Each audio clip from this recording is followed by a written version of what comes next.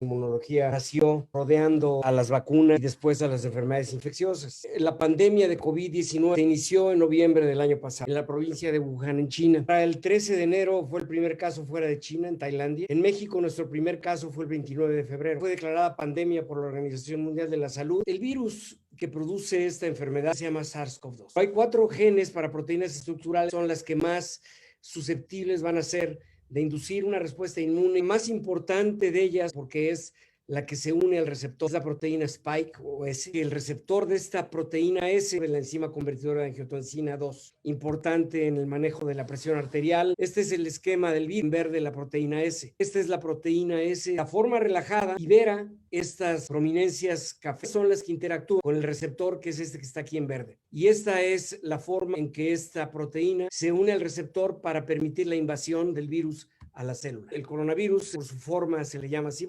entra al cuerpo por vía respiratoria, infecta alguna célula a través de la unión al receptor. Esta internalización permite que el virus, el ensamblaje de nuevos virus para ser exportados de la célula y liberados a la circulación para infectar otras células. Las células más susceptibles de infectarse son aquellas células que tienen el receptor tipo 2 de la enzima convertidora de angiotensina.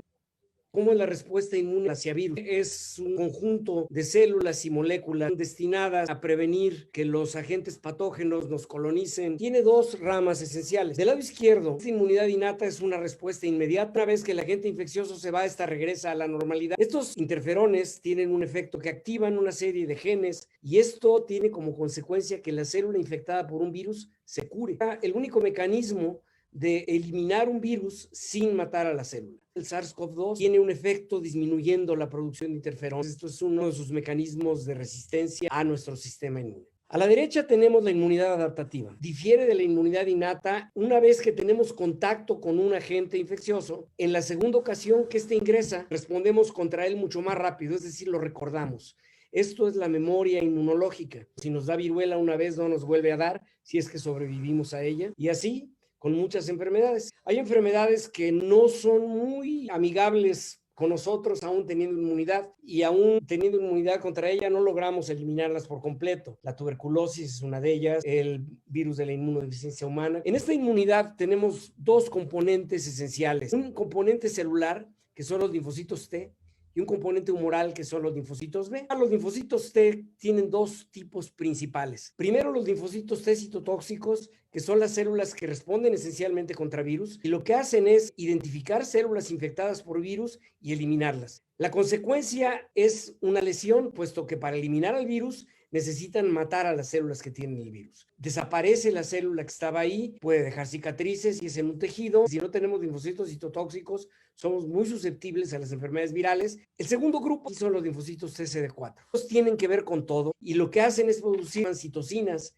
que son activadores que llevan a la inflamación, a la eliminación del virus. La activación de estos linfocitos CD4 a veces tiene consecuencias indeseables en los pacientes con COVID grave que tienen una tormenta de citocinas. Finalmente, abajo tenemos a los linfocitos B, responsables de la inmunidad humoral, producen anticuerpos. Los anticuerpos son proteínas. Lo que hacen, en el caso de las proteínas que se unen a receptores, bloquear la unión de la proteína con el receptor.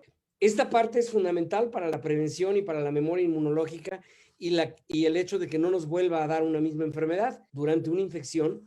Son los últimos que aparecen. Si la enfermedad es grave, los anticuerpos no alcancen a ejercer su efecto. Aquellos que sobreviven a la enfermedad tienen anticuerpos y no les vuelve a dar la enfermedad. Aquí es donde entran las vacunas. Las vacunas lo que hacen es entrar al organismo, estimular al sistema inmune como si fuera la enfermedad, pero sin producir la enfermedad o producirla en forma muy leve, y de esta manera permiten que transitemos hacia la etapa de producción de anticuerpos y que una vez que estos están presentes, si la enfermedad nos llega, ya no nos afecte, o si nos afecta, que lo haga en forma mínima. Respuesta inmune, que es algo enormemente complejo. Los péptidos virales de las células infectadas, que son captados por las células enfrentadoras de antígeno, generan péptidos que reconocen los linfocitos TCD4 y CD8. Los CD8 se activan para generar citotoxicidad y eliminar las células infectadas por virus, mientras que los CD4 se activan, secretan citocinas que producen inflamación. Son importantes para activar a los linfocitos B, que en conjunto con el reconocimiento del virus y la activación por el linfocito B se activan para producir anticuerpos y a la larga generar memoria inmunológica y producir anticuerpos de mejor calidad en una segunda etapa. ¿Cómo está la inmunidad a SARS-CoV-2? Son dos cohortes, una de Atlanta, que son 40 muestras, y una de Hong Kong, que son 100 muestras, y los resultados se reproducen en las dos cohortes. Entonces, primero a la izquierda, la frecuencia de células dendríticas plasmacitoides. Son las principales productoras de interferón. Y vean ustedes cómo en los pacientes con COVID están por debajo, están disminuidas las células dendríticas plasmacitoides. Y eso nos explica por qué hay menos interferón en el COVID. En el de en medio tenemos plasmablastos, que son linfocitos B activados, precursores de células plasmáticas, y vemos cómo están muy aumentados en el COVID. Y en distintos colores tenemos enfermos graves, enfermos leves, y a la derecha vemos cómo en las células en los plasmablastos y en las células efectoras CD8 hay un aumento muy considerable en la enfermedad de SARS-CoV-2. Aquí tenemos distintos tipos de individuos, y aquí vemos cómo están las células en los individuos con las distintas formas de COVID. Vemos cómo los que tienen la enfermedad más grave tienen más células que no T no B, son linfocitos que no están bien clasificados, tienen menos linfocitos B, tienen menos linfocitos T, menos linfocitos CD4 y menos linfocitos CD8. Y si hacemos uno de estos cuadros de componente único, vemos cómo los pacientes se aglutinan en un sitio totalmente diferente que los individuos sanos. Aquí vemos otro cuadro de componentes, como claramente los enfermos están muy separados de los individuos sanos. Y son 42 en total estos individuos a los que se les hicieron estas pruebas. Ahora, ¿hacia qué proteína están dirigidas los linfocitos T de memoria? Vemos claramente cómo la proteína dominante en la respuesta es la proteína S, es la que está en morado. Cada una de estas barras representa a un individuo, y vemos, hay algunos que no responden, el 11, el 27, el 30, el 32, y esto está visto en dos formas: el porcentaje de linfocitos T que responden a los péptidos de esa proteína del total de leucocitos en la parte de arriba, o el número de posas reactivas que está en la parte de abajo. Esto es importante, puesto que entonces la vacuna contiene el antígeno dominante tanto para anticuerpos como para linfocitos T, lo cual nos da la posibilidad de que la respuesta va a ser adecuada. Aquí vemos la diferencia entre individuos que tienen enfermedad grave y enfermedad leve, y vemos cómo los que tienen enfermedad grave, que están en morado, comparados con los de enfermedad leve, que están en azul, tienen una respuesta mayor a la proteína S. Y en el caso de los linfocitos CD8 es al revés. Los linfocitos CD8 están muy disminuidos en los individuos con enfermedad grave hacia la proteína S. Y ahora la respuesta de la dilución de anticuerpos contra la respuesta de proteínas, vemos cómo los individuos con enfermedad grave tienen más anticuerpos, más linfocitos CD4. Entonces la respuesta humoral domina en los pacientes graves, la respuesta celular domina en los pacientes leves. Cuando el virus entra al cuerpo, estos anticuerpos inmediatamente reconocen el virus y impiden que la célula se infecte. El virus ya no infecta a la célula, y los anticuerpos neutralizantes que impiden la entrada al virus a la célula y todas las consecuencias ulteriores de ello. Entonces, esta es la importancia de tener anticuerpos, y esto no se logra más que curándonos de la enfermedad o vacunándonos. Este resumen nos da una idea cómo ocurre a lo largo del tiempo la respuesta al virus. Aquí vemos la etapa preclínica de la enfermedad a la izquierda, la semana -2 y -1, la exposición al virus, y cómo empieza a ser detectable poco a poco hasta que al llegar al momento de inicio de los síntomas es detectable por PCR de exudado de la nasofaringe, y el virus vivo se puede aislar en una forma transitoria. Vean cómo podemos seguir recuperando el genoma viral por mucho tiempo después de que ya no podemos recuperar virus vivo, lo que nos dice que la prueba positiva no necesariamente indica que ya no tenemos virus. Tenemos fragmentos de virus, pero probablemente ya no seamos contagiosos. Tendríamos que hacer pruebas de aislamiento de virus vivos para poder decir que alguien ya no es contagioso. Y aquí vemos cómo los anticuerpos empiezan a producirse, primero IgM y después IgG.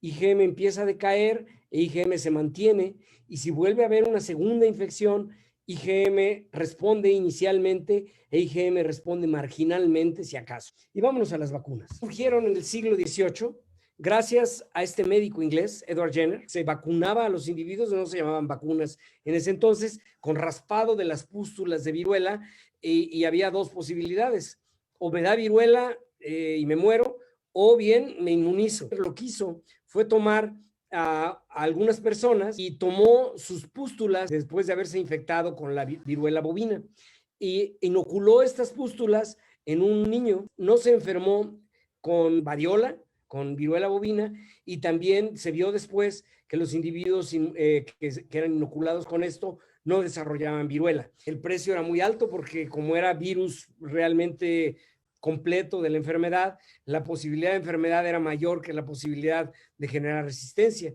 Y a partir de entonces surgió la vacunación con la viruela. Vean ustedes cómo la viruela, pues gracias a la viruela nos conquistaron los españoles, por ejemplo. Gracias a Jenner y a que después se instauró la vacunación obligatoria, primero en el Reino Unido y luego en otros países, la viruela se llegó a erradicar en 1977. Y esta es una historia del desarrollo de las vacunas. A la izquierda tenemos a Jenner y la vacuna contra la viruela, vacunas contra el cólera, contra el tétano y difteria. En Europa se vacunaron en 1801 100,000 personas y en Estados Unidos se empezó a poner la vacuna en este año también. En 1979 Pasteur generó la vacuna contra la rabia, fue la primera vacuna atenuada y además él fue el que acuñó el término vacuna en honor a Jenner. Fue el primer inmunólogo realmente, que aunque era él un microbiólogo, con él nace la inmunología. Y aquí hay más eventos que quizá ya no valga tanto la pena insistir. Cuando salió la vacuna de Jenner, esto parece que fuera hoy, la gente empezó a decir que la vacuna causaba aberraciones. Vean ustedes, esta es una caricatura de la época, y vean cómo aquí hay un individuo que tiene aquí como una vaca en el brazo, una vaca colgándole de la pierna, uno saliéndole de la boca, uno con cara de vaca, etcétera, etcétera. Y esta resistencia a las vacunas, lamentablemente hoy, que debería haber más cultura y más conocimiento, sigue siendo un problema grave y un problema que tenemos que vencer. Aquí tenemos diapositiva para darnos una idea del tiempo que toma desarrollar una vacuna. Arriba a la izquierda es el tiempo que tomó en desarrollar una vacuna para la poliomielitis. 20 años. El sarampión tardó 9 años, las vacunas de rotavirus 22 años, hubo muchos retrocesos. La vacuna contra la malaria aquí dice que ya existe, en mi opinión no existe y creo que nunca va a existir una vacuna realmente útil para la malaria. El Plasmodium es un germen contra el que creo yo que no generamos una respuesta inmune lo suficientemente adecuada para poderlo eliminar. Ahí tenemos mejor medicamentos para eliminarlo y hay que combatir al vector, que es el mosquito. Es probablemente más importante combatirlo ahí que buscar una vacuna.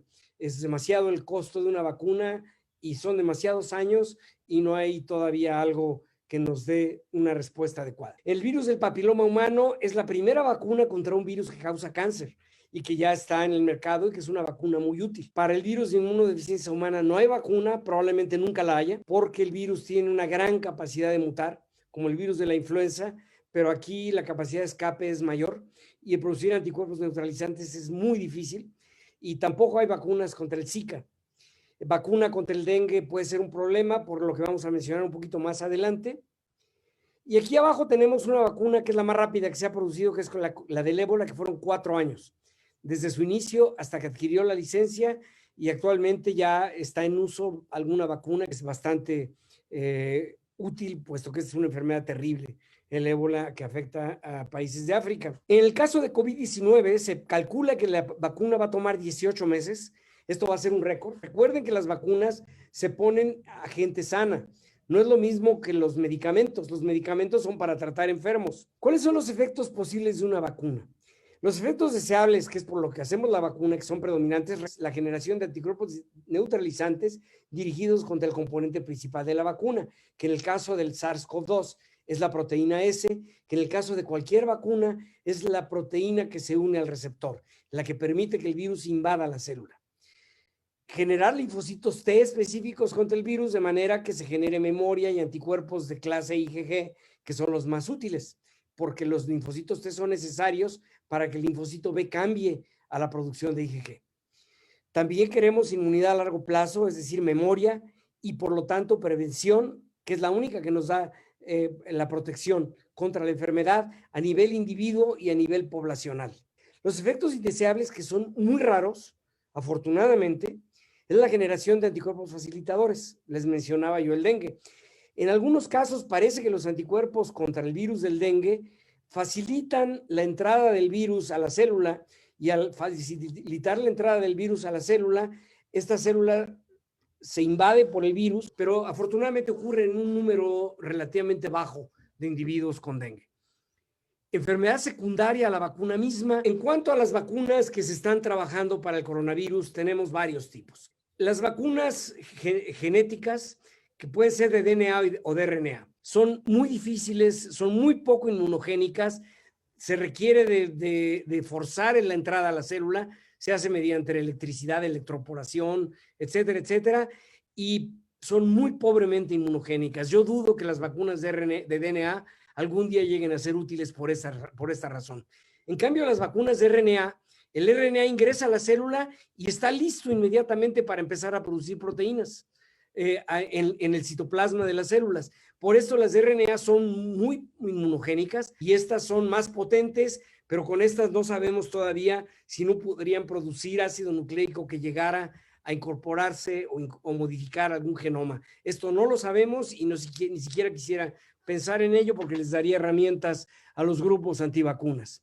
Y hay dos tipos que están en fase 3, que es la vacuna de Moderna, y hay otra vacuna más que vamos a ver más adelante, que es la de Pfizer, de RNA. Vacunas vivas atenuadas, en realidad muy pocos grupos están trabajando en esto.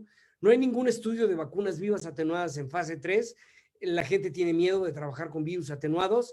Es difícil producirlas, requiere varios pasos in vitro de los virus. El virus inactivado es un virus generalmente tratado con químicos.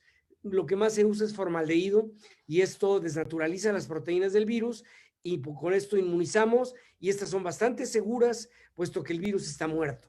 Estas son caras, hay que producir muchos virus y requieren, como estas otras, red fría. La de DNA no requiere red fría. Esa es la única ventaja que le veo a estas vacunas y que son baratas de producirse, ¿sí? ¿Qué vacunas tenemos de esto en humanos? La polio y la rabia en perros, gatos, etcétera. Subunidades, que son las proteínas mismas mezcladas con adyuvantes. Estas son caras, son difíciles de hacer y requieren una cadena fría muy, muy bien regulada. Entonces están la de la tosferina, pertussis, hepatitis B, el papilomavirus, también la del tétanos. Y por último tenemos los vectores virales. Utilizan virus que han sido inactivados como vectores, generalmente adenovirus, y estos adenovirus producen enfermedad humana, pero no los que se han usado como vectores. Y aquí se introduce el gen de la proteína viral y el virus, al infectar a células al individuo vacunado, permite que la célula produzca estas proteínas, pero el virus no se va a replicar, entonces no nos produce enfermedad. El problema de estos virus es que muchos de ellos ya son conocidos por los pacientes o por los individuos sanos, y al ser conocidos, la respuesta inmune contra el virus disminuye la eficacia de respuesta contra la proteína insertada en el virus. Entonces, esto es lo que nos hace que estos virus, estos vectores, pudieran no ser tan útiles. La fase 1, después de las etapas preclínicas que se ponen en animales de experimentación o en células, la fase 1 se pone a unos cuantos individuos para ver si esta vacuna no produce efectos secundarios y si además, como en los animales, también produce inmunidad. La fase 2 a 3 se mete en decenas a centenas de individuos y esta nuevamente vemos la aparición de reacciones adversas y nuevamente que ocurra respuesta inmune y si podemos detectarlo en estos grupos reducidos, protección. Pero realmente para ver protección necesitamos cientos o miles o decenas de miles de individuos. En la etapa 3 son miles de individuos. Aquí obviamente se magnifica la capacidad de detección tanto de respuesta inmune como de reacciones adversas. Y finalmente en la etapa 4 se aprueba la vacuna y se abre a la población general y nuevamente es cuando realmente vemos los efectos que son raros. La mielitis transversa en la vacuna de AstraZeneca apareció en fase 3. En el caso de SARS-CoV-2 se adecuaron estas fases de manera de que la FDA definió que la fase 3, para considerar efectiva una vacuna, debería proteger por lo menos al 50% de la población. Entonces, esta es la única diferencia importante que tenemos de esta. Sí, aquí voy a hacer un punto importante. Se describe como aprobación temprana o limitada, que sería la fase 4, a una que ya estableció en las fases anteriores que la vacuna es segura. No solo que es inmunogénica, que induce protección, sino que sus efectos adversos son raros o que si son frecuentes, son leves. Esto es muy, muy importante. Y tenemos países que no tengo nada absolutamente en contra de ellos, no soy político, pero estos países aprobaron, tanto China como Rusia, vacunas antes de tener resultados de estudios fase 3, lo cual nos puede llevar a riesgos importantes. Tecnológicamente sus vacunas se ven muy bien, se ven impecables, pero no sabemos si van a tener efectos secundarios que las hagan inaceptables. Y en mi opinión, si llegan a presentar efectos masivos indeseables, van a llevar a que los grupos antivacunas eleven la voz e impidan que una buena vacuna nos permita controlar con tiempo esta pandemia. Para abril de 2020 había apenas candidatos a vacuna de los distintos tipos. Para el 31 de mayo ya había en estudios preclínicos 115 proyectos. Para agosto ya 158 proyectos de vacunas de distintos tipos que están acá. Finalmente son 207. Hay hasta el momento 28 que están en etapas ya postclínicas, en fases 1 a 3. Son las que están en negritas aquí. Y son de distintos tipos de tecnología. La única que no tiene es de virus atenuados vivos.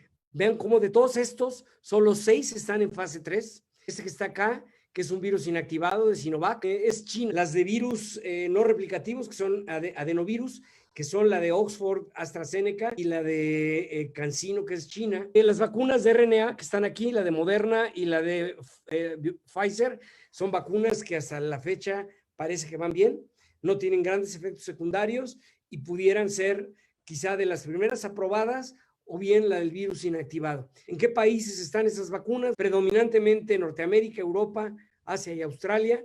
En México y en Sudamérica son muy pocas, en África son aún menos. Esta es una página que sale todos los días en el New York Times de seguimiento de las vacunas y vean ustedes cómo no hay ninguna aprobada todavía para uso completo, 5 para uso limitado, todas ellas en China o en Rusia. Y la Academia Nacional de Ciencias de Estados Unidos propone un plan de vacunación de prioridad de acuerdo a los individuos. En primer lugar, los trabajadores de la salud, que son los más expuestos. Y en segundo lugar, población con enfermedades crónicas que los exponen a un riesgo mayor de enfermedad grave. Esto es el 10% de la población. Y estas dos etapas se sugiere que podrían aplicarse simultáneamente. Esta es la primera. En la fase 3, personal estratégico de interés público, que den servicios esenciales y que tengan posibilidad alta de exposición. Personal de escuelas, poblaciones de refugios, de cárceles, etcétera, etcétera, ¿sí?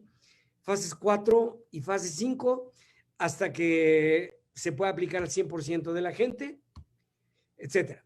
Mis conclusiones que están aquí: tenemos 321 vacunas diseñadas, de ellas en distintas fases de experimentación. Las que están estudiadas hasta fase 2 son inmunogénicas. Las vacunas tienen grados variables de efectos secundarios y esto es lo que no queremos. No queremos lo que ellos no quieren, ¿sí? No queremos lo que ellos quieren, más bien. No queremos que se bloqueen las vacunas. La ignorancia o la necedad nos pueden llevar a una catástrofe sin precedentes. Muchas gracias, doctor Moreno, pues muy, muy interesante. Vamos a recibir las preguntas del público. O sea, ¿la vacuna va a ser aplicada a niños y adultos? Es parecida en niños, la respuesta inmune está en etapa de maduración, es mucho más vigorosa aproximadamente de los 2 años. ¿Sí? En recién nacidos es una respuesta inmadura y con el SARS-CoV-2 tiene una ventaja, la enfermedad de niños es muy leve. Entonces esto es algo que por eso los niños se están dejando para una etapa más tardía. En ancianos la respuesta es bastante ineficaz y por eso es que la enfermedad es más grave La población de mayor riesgo de enfermedad grave es la población mayor de 60 años. Nos preguntan, ¿qué se espera de las distintas mutaciones G14D? Esta mutación lo que hace es que hace más laxa a la proteína S. Al hacerla más laxa, aparentemente aumenta su afinidad por el receptor. No hay mucha información de qué le pasa a los anticuerpos. Mi predicción es que seguramente se va a perder el reconocimiento por algunos anticuerpos, pero probablemente para otros aumente la afinidad. Preguntan, ¿qué tipo de vacuna sería la Sputnik 5? Es una vacuna que está hecha con 2 adenovirus, con el AD5 y el AD6. Se parece mucho. El AD5 es el mismo que usa la vacuna china, la de CanSino, y el AD26 es el que usa la vacuna de Johnson y Johnson. ¿Qué es la inmunidad de rebaño? Es cuando un número suficiente de individuos ya adquirió la enfermedad o ya fue vacunado para que la transmisión abierta en la población continúe. Y esto se ha calculado que para COVID tiene que alcanzar aproximadamente el 80% de la población. Un comentario a esto. Suecia le apostó a la inmunidad de rebaño. En Suecia la frecuencia fue mayor que en otros países escandinavos. La mortalidad fue menor que en otros países europeos. ¿Alcanzaron la inmunidad de rebaño? No. Hasta el momento se calcula que alrededor del 2% de la población de Suecia tiene anticuerpos. Entonces, para alcanzar la inmunidad de rebaño realmente toma mucho tiempo y desafortunadamente muchas vidas, si es que va a ser la enfermedad. Si es la vacuna, pues obviamente nos ahorramos lo de las vidas. Probablemente no tanto lo del tiempo, porque las vacunas, digo, una cosa es producirlas, probarlas, saber que son útiles y que son seguras, pero no, ahora viene el problema, la logística de producir masivamente vacunas para 7,000 millones de seres humanos. ¿Por qué la pandemia está pegando tan fuerte en Latinoamérica? En primer lugar, porque estamos en una etapa en muchos países ascendente. En segundo lugar, yo creo que es por nuestra reticencia cultural a que nos digan lo que tenemos que hacer. ¿Sí? Si nos dicen que nos cuidemos, generalmente vamos a hacer lo contrario. Es muy común en los latinoamericanos eso. Yo creo también irresponsabilidad de algunos gobiernos. Yo no creo que el nuestro lo esté siendo. Podremos estar o no de acuerdo en sus determinaciones, pero pues no lo están haciendo con mala intención, lo están haciendo porque ellos piensan que es lo adecuado. Entonces, yo creo que es una de las razones. Ahorita el país que lleva la batuta y el que es el centro de crecimiento mayor es la India. En India va pronto a alcanzar a Estados Unidos en el número de muertos y en el número de casos. Entonces, sí, es un país que tiene más de 1,000 millones de habitantes en una superficie parecida a la de México. Entonces, digo, no nos extraña esto, ¿no? Nos preguntan, ¿existen personas inmunes al COVID-19? Se ha dicho que los que tenemos grupo sanguíneo O somos más resistentes. Inmunes no creo, pero más resistentes yo creo que sí. Los que tenemos este tipo de sangre, los O positivos, parece que somos más resistentes, o sea, cero positivos. En pacientes ya recuperados se puede decir que ya tienen anticuerpos neutralizantes y ya no se contagian con la misma severidad. Bueno, eso es lo que pensamos, pero hay que demostrarlo. Sí, si seguimos lo que ocurre en la mayoría de las enfermedades por virus, yo diría que sí, pero tenemos que demostrarlo, no podemos asumirlo. Sí, por probabilidades, yo creo que sí. Para las personas que ya tuvimos el virus, ¿se puede aplicar la vacuna? Creo que no es necesario. Estas personas ya se vacunaron naturalmente. De vacunarse otra vez, de vacunarse quien ya estuvo enfermo. Yo creo que no. Con el tiempo sabremos si alguna de las vacunas requiere refuerzos. La infección natural probablemente no los requiera. Probablemente. No lo sabemos. Es muy temprano para poder contestar eso. ¿Cuál es su opinión sobre el mecanismo de reinfección? Hay varios reportes de reinfecciones confirmadas. No hay varios. Hay 2 casos anecdóticos de reinfección. confirmados nada más, no son varios reportes, y el mecanismo pues es seguramente el mismo por vía respiratoria, pero lo que sí es un hecho es que estos individuos son asintomáticos. ¿Es verdad que el plasma de personas que han sobrevivido a la enfermedad puede ayudar a los enfermos con COVID? Sí, sí puede. El plasma de personas que han tenido la enfermedad tiene anticuerpos protectores y sobre todo es útil en etapas tempranas en enfermos graves.